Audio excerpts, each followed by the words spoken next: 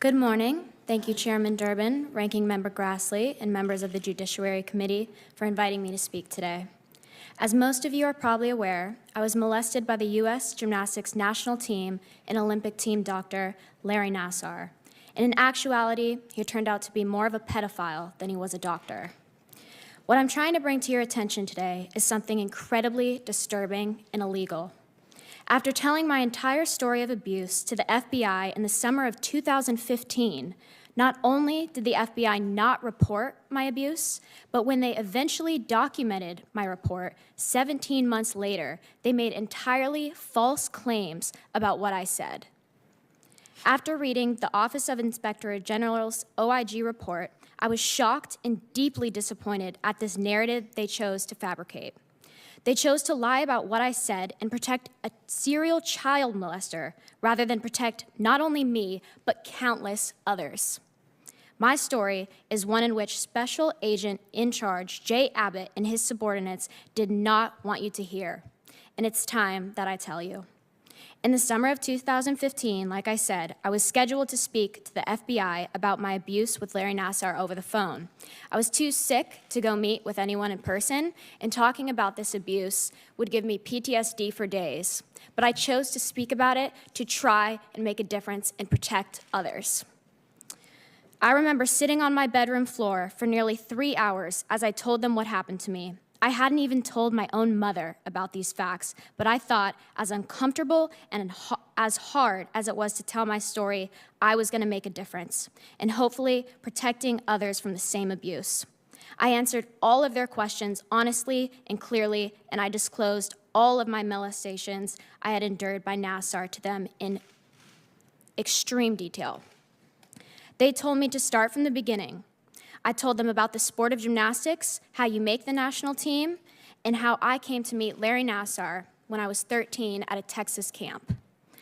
I told him that the first thing Larry Nassar ever said to me was to change into shorts with no underwear because that would make it easier for him to work on me. And within minutes, he had his fingers in my vagina. The FBI then immediately asked, "Did he insert his fingers into your rectum?" I said, "No, he never did." They asked if he used gloves. I said, "No, he never did." They asked if this treatment ever helped me. I said, "No, it never did."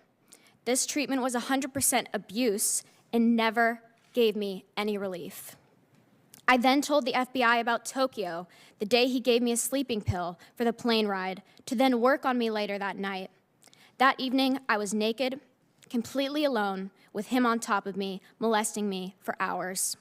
I told them I thought I was going to die that night because there was no way that he would let me go. But he did.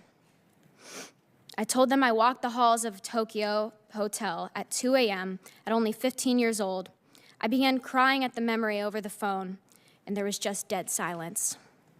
I was so shocked at the agent's silence and disregard for my trauma. After that minute of silence, he asked, "Is that all?"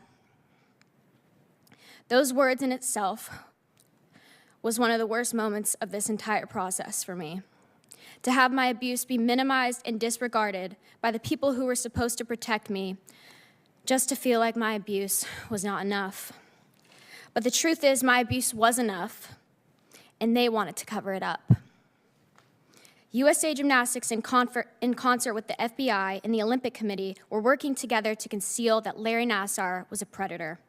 I then proceeded to tell them about London, and how he'd sign me up last on his sheet so he could molest me for hours twice a day.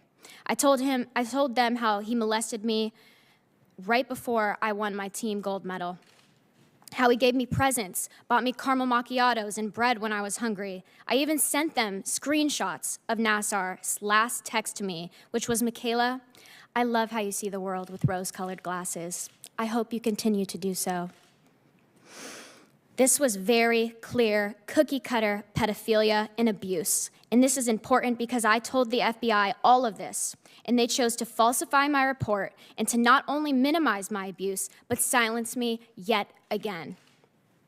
I thought, given the severity of this situation, that they would act quickly for the sake of protecting other girls. But instead, it took them 14 months to report anything when Larry Nassar, in my opinion, should have been in jail that day. The FBI, USOC, and USAG sat idly by as dozens of girls and women continued to be molested by Larry Nassar.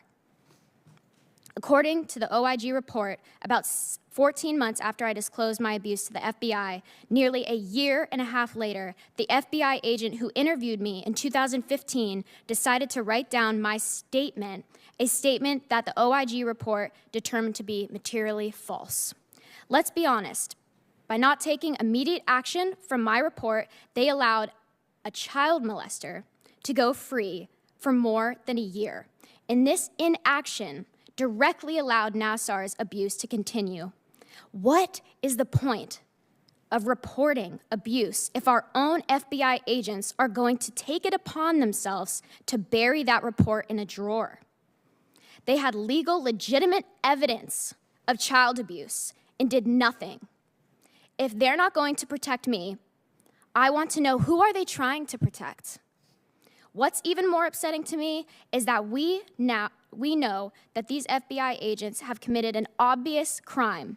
They falsified my statement, and that is illegal in itself. Yet no recourse has been taken against them. The Department of Justice refused to prosecute these individuals. Why? Deputy Attorney General Lisa Monaco couldn't even bring herself to be here today, and it is the Department of Justice's job to hold them accountable.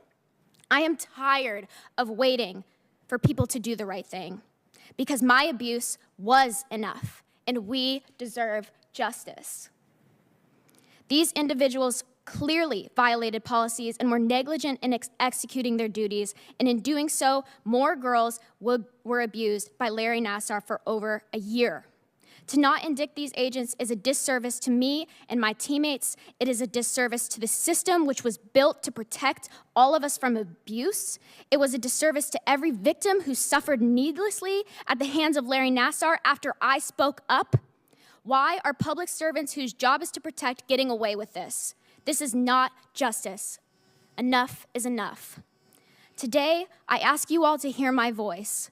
I ask you, please do all that is in your power to ensure that these individuals are held responsible and accountable for ignoring my initial report, for lying about my initial report, and for covering up for a child molester. In closing, I would like to express my deep gratitude to the United States Senate, a very powerful institution that from the very beginning has fought for us rather than against us. Thank you, and I welcome any questions. Thank you, Ms. Moran.